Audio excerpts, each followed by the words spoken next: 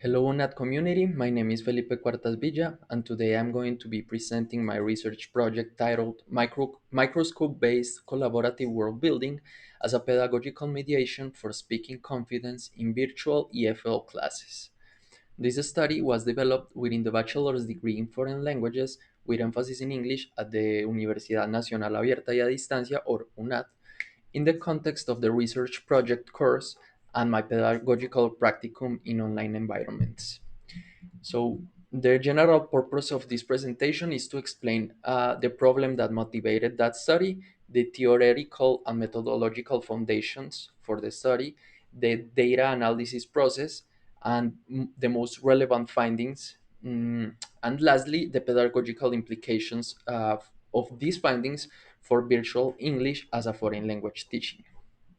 Mm, this study was situated in synchronous virtual English 7 classes, where students are expected to participate orally in English through discussions, debates, presentations, and various communicative tasks.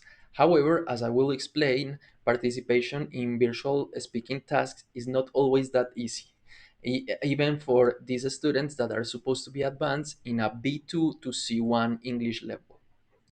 All right, so the type of paper is a research project, and the research line is connected to qualitative action research in a virtual EFL teaching and pedagogical mediation. The project was advised by my tutor and course director, Norma Zuleima Garcia Fonseca, and the central keywords for this study will be confidence, speaking, interaction, virtuality, and microscope RPG. The keywords summarize more or less the central focus of this study. And I like to add that the project does not only examine English speaking as a linguistic skill, but also situates it as a social practice that happens in virtual environments. It also explores how game informed or narrative based strategies, specifically in this case, a microscope based collaborative world building, can mediate sometimes oral participation. In other words, this study will connect three main elements: speaking confidence, virtual EFL interaction, and collaborative world building as a pedagogical strategy. So, this problem emerged from my own teaching practice in those synchronous English 7 classes. Why is that? Because generally students understood the tasks, prepared the idea, and showed some kind of willingness to participate. However, during their oral interaction, a lot of students still hesitated before speaking, or relied on brief answers, or waited for my prompting to actually answer back. For that reason, in this study, I did not define speaking confidence only as a personal feeling. Instead, I approached it as a speaking confidence through observable indicators, such as voluntary participation, turn initiation, response expansion, clarification request, peer interaction, role taking, and communicative risk taking. This is important because confidence in a language classroom cannot always be visible. We cannot fully know what students will be feeling internally, but we can observe how they participate, how they initiate their conversations, how they expand their ideas, and how they respond when the task actually gives them something meaningful or a meaningful reason to speak. Um, the research question for this project was how does microscope based collaborative world building mediate the expression of speaking confidence among English 7 students at UNAT College? This question guided the whole study because it focuses on understanding a pedagogical process, not on measuring a causal effect. All right, so the general objective was to explore how microscope based collaborative world building mediates the expression of speaking confidence among English 7 students at UNAT. This objective is qualitative because it seeks to understand how that mediation worked in real virtual classroom contexts. The specific objectives were four. So the first one is to identify observable speaking confidence indicators in students' oral participation. This means that I look for evidence of confidence in classroom behaviors such as initiating turns, as I was saying before, expanding answers, or taking roles during those speaking tasks. The second objective was to implement the world building intervention across thematic sessions. What does this mean? That the interventions were not a single isolated activity for that class, but a sequence where students created a fictional world at the start and then reused that world in the different class topics on the following classes. For our third objective, it was to analyze recurring patterns through thematic analysis. This allowed me to move from isolated observations to broader themes in that data. And finally, the fourth objective was to interpret how narrative and collaborative features mediated oral participation.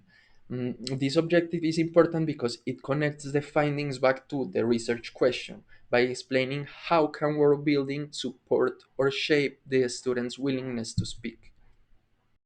Right. So for the literature review or the theoretical framework, it was based on three main ideas. The first one will be socioconstructivism. Uh, the second will be affective factors in oral communication. And the third, game informed or world building informed or RPG based pedagogy. Those three are synonyms in this case.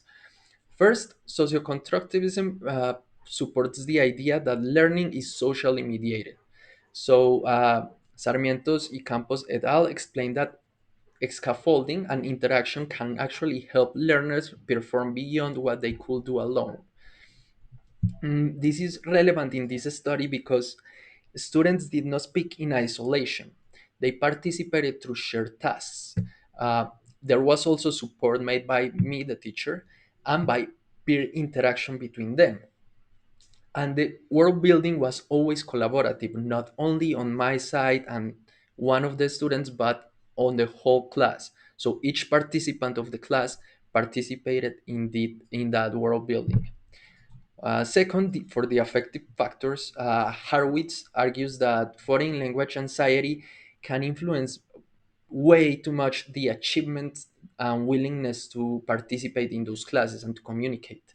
In this study, hesitation, brief respondents, and dependence on the teacher uh, are the main focus or interpreted as possible observable signs related to those affective barriers that don't let them speak.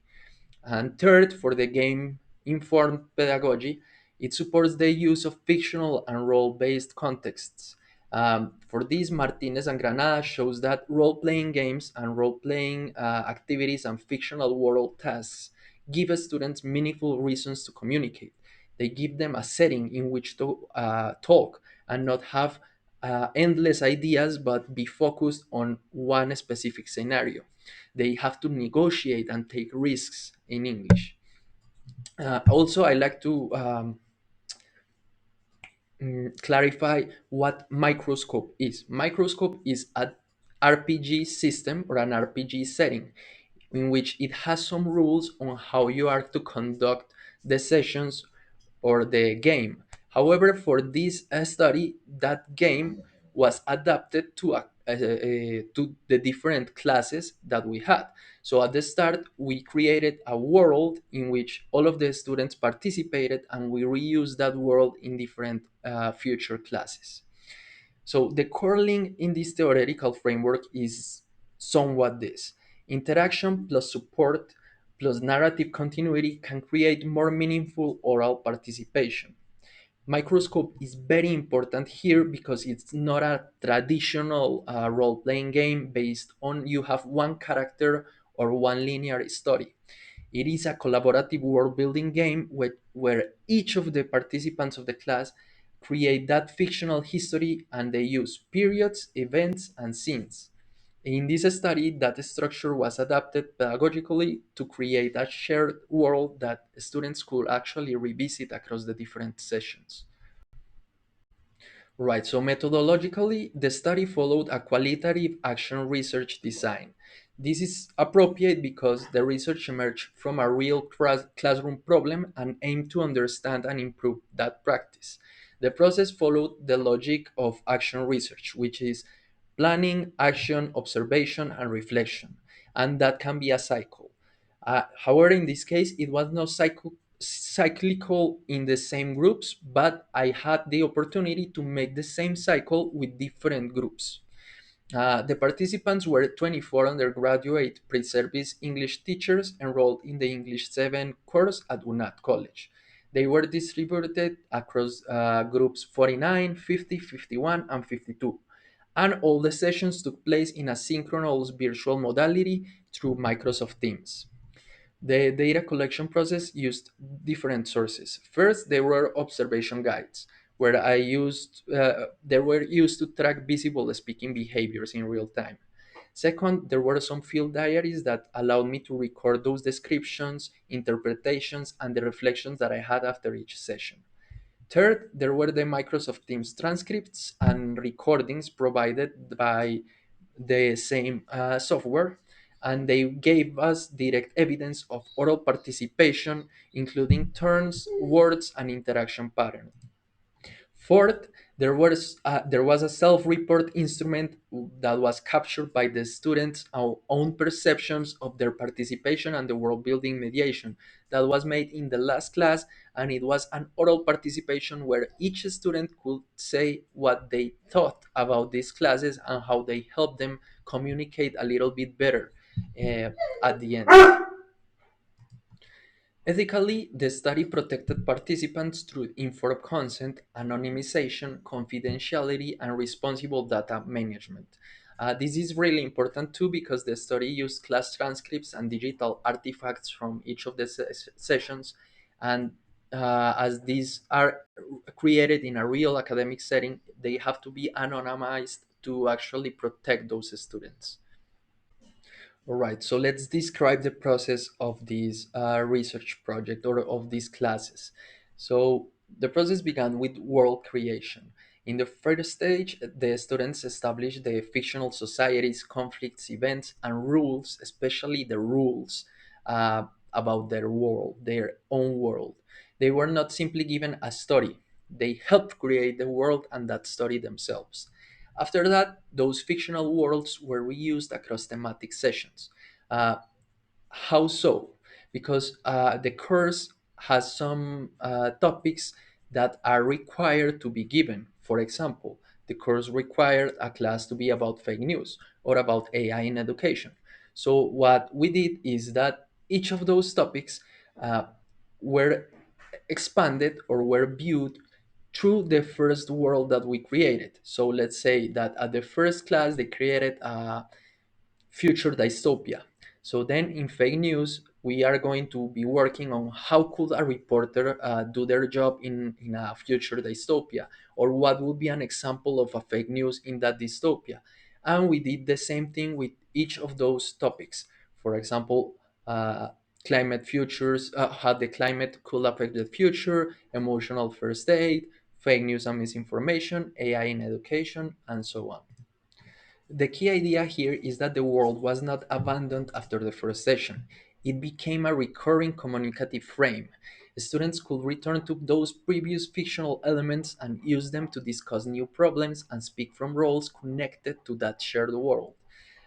Also, the last stage, which was very important, was a mock trial, where students participated in role based debate and high stakes argumentation because they had to act as witnesses, prosecutors, defense representatives, judges, citizens, or members of those fictional societies. This sequence is really important because it shows how the intervention was not only a creative effort, it was actually structured, and it gives the students continuity, roles, and purpose for speaking across those sessions. All right, so for the results and data analysis, I used thematic analysis, and it was supported by the software Atlas TI. Thematic analysis was selected because this study aimed to identify recurring patterns in qualitative evidence. The purpose was not to test a hypothesis statistically or generate a formal theory, but to interpret how speaking confidence appeared in those classroom participations. This analysis followed several steps, mainly four. Um, First, or five, sorry. First, I became familiar with the data by reviewing transcripts, teaching journals, artifacts, and the student reflections. Second, I used open coding to identify the initial participation indicators, such as voluntary participation, response expansion, clarification requests, self correction, peer interaction, role taking, and willingness to sustain their ideas in English. Third, I used axial coding to group related codes into broader categories. These categories were connected to the study: speaking confidence, oral communication in EFL, and collaborative world building. Fourth, the selective coding helped construct central themes that explain how intervention mediated speaking confidence are those indicators. Um, Also, Atlas TI was the software used to code this information, make memos, writing, make the word frequency reviews, and visual outputs, such as the word cloud that can be seen on the screen right now. However, this software did not replace the interpretation. That final analysis remained the responsibility of the teacher researcher. Also, data triangulation was used to compare the team transcripts, the teaching journals, the observation reports, and the participation metrics that were the results of these classes. And as such, a methodological triangulation in some way combined those observations of those field notes and documentary analysis to make a self-report evidence that actually gave us some answers about how those findings connected with socioconstructivism, affective factors, and previous studies on role-playing games in EFL. All right, so let's talk about some more results about this research. So the transcript corpus shows that there were more or less 3,800 student words, student turns, sorry, divided in 64,000 student words. But these were also categorized in 1,600 substantive turns, which mean turns in which the students spoke and they had participations longer than 3 words. And we also had, or the results also showed 730 extended turns, which are turns in which the student by themselves expand their answer when they thought that they had finished, but they gave even more of the answer than what was asked. It is important to clarify that these numbers were not treated in any way as a direct measurement of confidence. They are only used as a descriptive support for the qualitative interpretation. So, one of the most relevant findings was that participation did not increase in a perfectly linear way, because we can see that it actually decreases in some of the classes. But why is that? There is also some things to have in mind. For class 4 and 5, there were 2 exercises in which they had to look at a video that was provided by the course English 7. By having to watch a video, the participation between themselves and me with me as a teacher is going to be way less. So if we compare the last session with the first 3 sessions, we can see that there's actually some gradual increase, especially after the first session, which was the one in which they were most scared or most hesitant to participate because we didn't know each other and there was not yet a safe space. And this analysis also identified 4 main emerging themes. The first was narrative continuity, meaning that students returned to that shared fictional world across all the sessions. The second is teacher scaffolding, that includes vocabulary support, examples, pronunciation help, and reformulation. The third is artifact supported speaking, where tools such as the whiteboard, chat, the case files, and written notes help the students prepare before speaking in the classes. The fourth was role based participation, especially when the students had a clear communicative function, such as being a witness, a prosecutor, a judge, or a citizen. These findings also suggest that speaking confidence can become more visible when students have support, context, and a clear reason to speak. All right, so the central discussion point is that speaking confidence was not observed as a fixed trait. It appeared as a set of participation behaviors that were shaped by pedagogical conditions of the classes. From that perspective of socioconstructivism, it confirms that interaction and scaffolding actually mediated participation. So the students participated more purposefully when they received the support from me, the teacher, and when they interacted with peers by using digital artifacts and build the content created by the group. These findings also connect affective factors with oral communication. For example, hesitation, dependence on prompting, and response expansion were not random behaviors. They reflected how students experience the speaking tasks and the support available in that environment. Microscope worked as a shared frame for meaning making across lessons, since a student had to return to the worlds that they themselves had helped create. Speaking tasks in that way became more contextualized and less isolated. Also, the virtual environment was central because Microsoft Teams, chat, transcripts, whiteboards, recordings, and all those artifacts did not simply record their participation. They shaped how participation actually happened. For that reason, oral communication in this study should be understood as multimodal and digitally mediated. So, to conclude, that main conclusion would be that microscope based collaborative world building functioned as a meaningful pedagogical mediation for speaking confidence in those synchronous English 7 classes. This intervention did not eliminate hesitation completely. There's no way. And it also did not provide confidence as a fixed psychological change. However, it created conditions where speaking confidence indicators became way more visible through voluntary participation, response expansion, peer interaction, role taking, clarification requests, and sustained oral contributions, which increased over time. For English language teaching, this study suggests three main implications. First, fictional worlds can be used as recurring speaking contexts. Instead of using disconnected prompts from class to class, teachers can build continuity across the lessons, like if it was a series or if it was a book. Second, oral tasks should be combined with written and visual support. Whiteboards, interactive activities from each platform that you can think about, case files, preparation notes, all of those can help students organize their ideas before they actually start speaking. Third, roles should be planned way carefully because they give the students their reasons to speak. And also, there were some limitations in the study. It was conducted with a specific group of English 7, so the findings are not statistically generalizable. Also, as a teacher researcher, I designed the intervention and interpreted the data, which requires a constant reflection to reduce bias.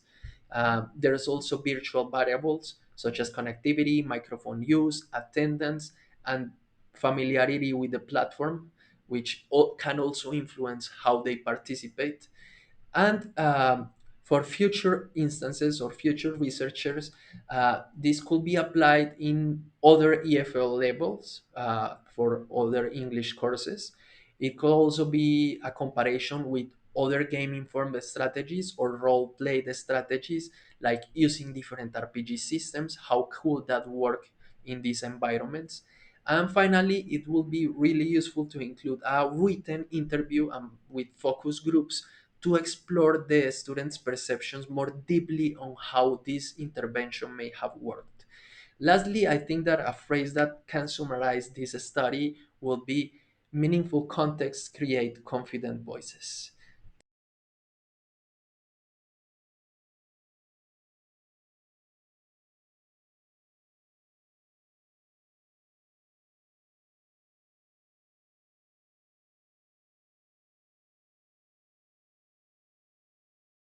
So finally, this study allowed me to understand speaking confidence not as something that students either have or don't have, but as something that can be supported through classroom conditions. In this case, microscope-based collaborative world building helped create those conditions by offering a shared world, meaningful roles, and a narrative continuity. The main contribution for, or at least in my opinion, of this study is pedagogical. In virtual EFL classes, students may need more than prompts to speak. They need context, they need support, and a reason to communicate.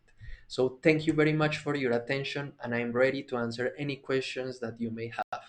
Have a good rest of the day. Bye bye.